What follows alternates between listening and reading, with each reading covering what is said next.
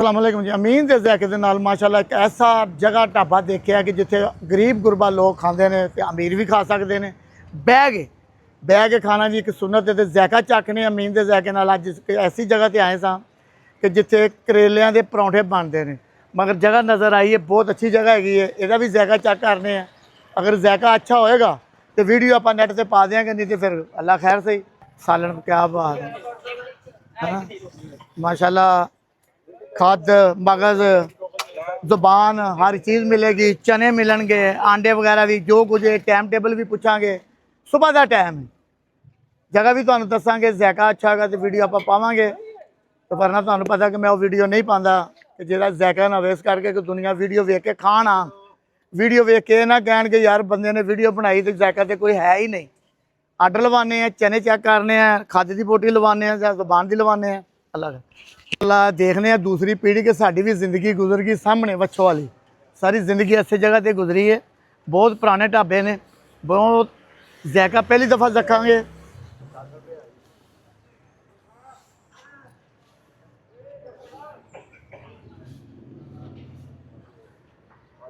तुहानू पता कि फुटपाथ दी वीडियो मैं बहुत बनाई हुई ने। जमीन से जेडे बहते हैं उन्होंने मज़ा ही कुछ हो रहा है। लो जी आर्डर लवाने हैं, चने लवाइए, जुबान की बोटी लवाने। अस्सलाम वालेकुम जी। भट्ट साहब की हाल है? माशाल्लाह ज़िंदगी गुजर गई इतने। अक्सर तुहानू देखी तो मगर बह के खाना भी सुनना थे। सानू चने खवाओ तो जुबान की बोटी थोड़ी जी खवाओ, जो खद वे तो खद नाल खवा दो। बहुत मेहरबानी। लो जी आर्डर लग गया, बहने मगज़ नहीं होना इस वेले। हाँ दोनों जो जी मर्जी लवा दो, हाफ करना।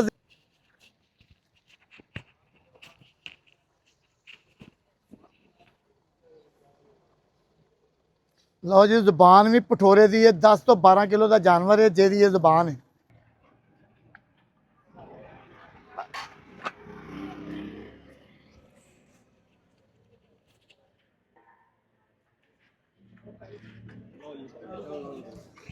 लो जी साडा हीरो जरा साडे कोल आवे ना, जुबान लग गई पठोरे की।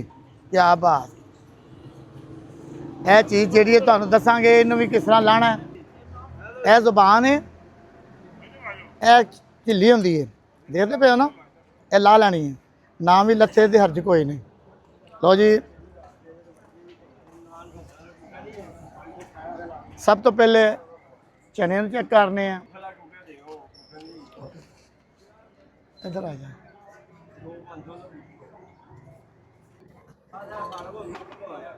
एक लेने नवाला, एक लेने बुरकी।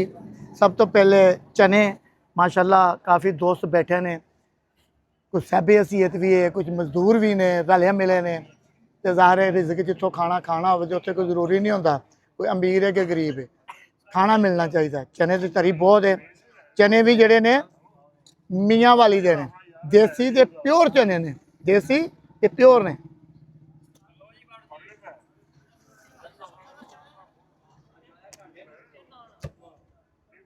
लो जी चने तो वाकई मज़ेदार है। सालन चेक करने हम, सालन का की जाएगा। ए चिल्ली है।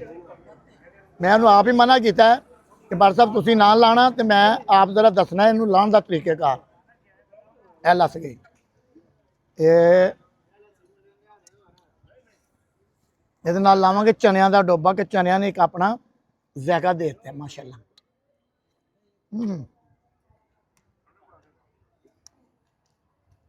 सुबह का टाइम है, मेरे कैमरा मैन भी दोने तीन जिन्हें ने ना उन्होंने भी भुख लगी ना चाहिए। मगर अभी पहले ज़ायके तो झट लिया ना मीन के ज़ायके नाल।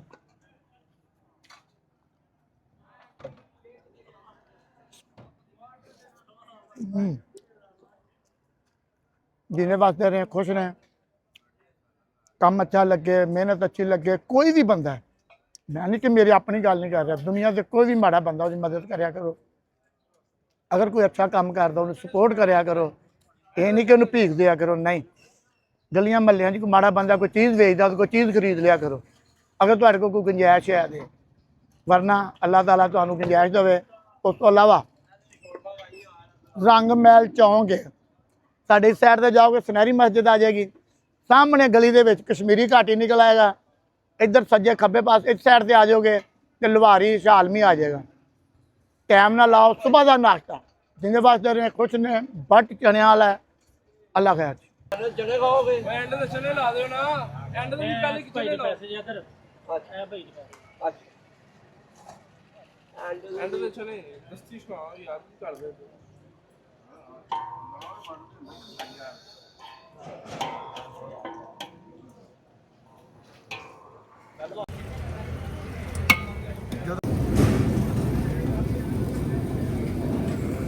ਪਰ ਸਾਹਿਬ ਆਪਣਾ ਟਾਈਮ ਟੇਬਲ ਕੀ ਹੈ? ਕਿੰਨੇ ਵਜੇ ਲਾਉਂਦੇ ਹੋ ਸੁਬਾਹ?